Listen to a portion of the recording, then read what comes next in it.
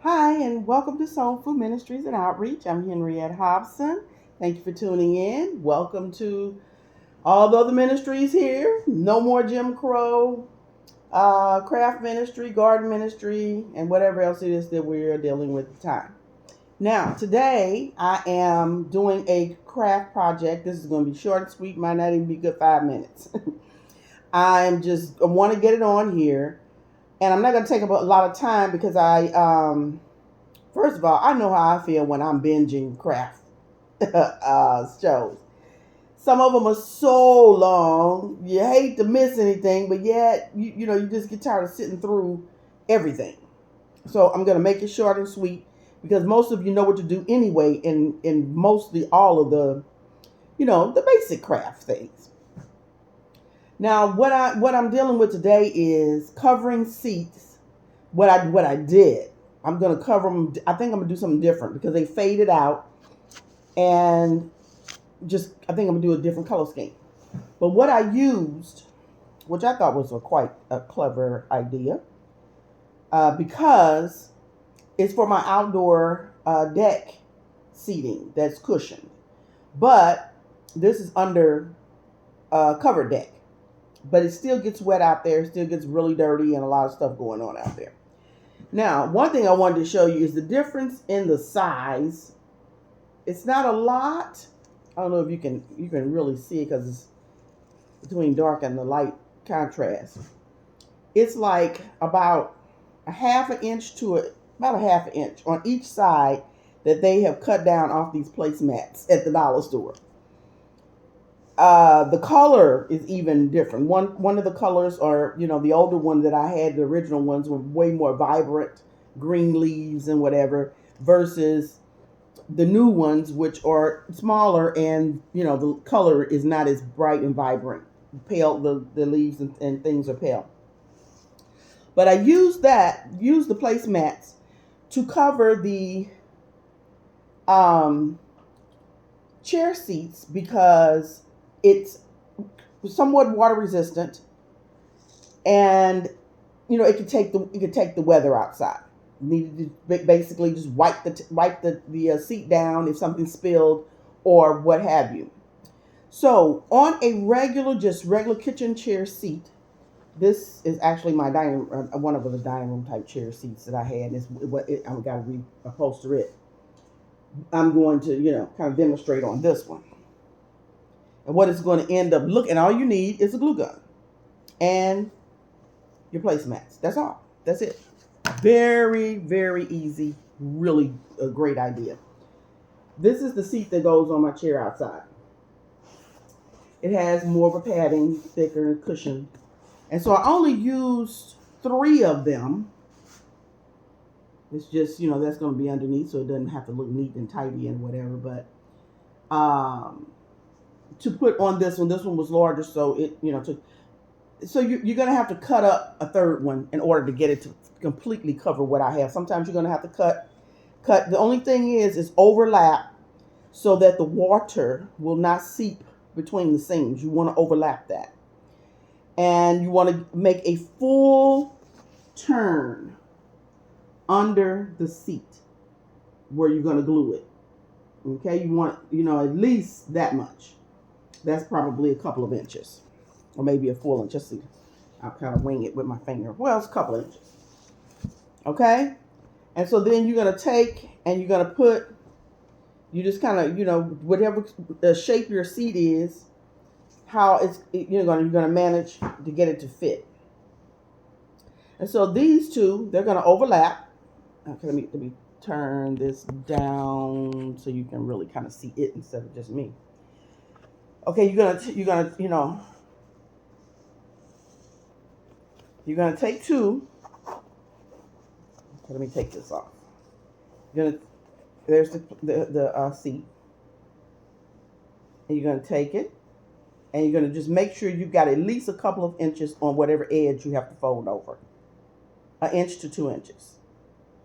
Okay, that's gonna overlap that way, and the same up here. Okay, and you're gonna do that. You're gonna overlap it. Oh, just about an inch. You don't really need a whole lot overlapping it. in the middle, to get that edge right, because you just don't want the moisture to go through. So make sure you put a good bead of glue continuously all the way on both pieces of fabric. You want it on that end, on that edge, and then you want it to attach to this edge. So that's going to seal off any water that just could actually seep in or what have you. You're going to get some water to seep in because it's not foolproof, waterproof. And then you're going to take another one, the third one, and you're going to put it on here. You're going to overlap it. And what you're going to end up probably doing, you're going to end up, you don't need that much to overlap into it. Now, if you want to save it so when you take it off, you can do something else with it or whatever, then don't cut it and just use use more than one. But it's going to go up under here. And it's going to go over actually. And it's going to overlap like about there. You don't need all that under there. It's just waste. Okay? And so if you do that, I'm just going to put a little nipple glue on the end of this just to give you the idea of what's going on. And try to hold it on there. And I really don't have to do that because I got one already finished. And then a nipple glue there. And then you're going to just make sure it's secure all the way around. Everything is going to get glued down. And it's going to end up like so. Okay? After you take it all the way around the shape of your seat. This is a really thin cushion in this one, so you're going to probably need more than just the 3 if you try to go any, a thick cushion like this. Like I said, they were larger at that time, and so it didn't take as much. But that's what the seat ends up looking like when you get finished. Okay? And you have it in your chair with your matching tablecloth. They have the whole set at the dollar store. It comes in a whole set. You have just trying to get it where you can see me and I can see you.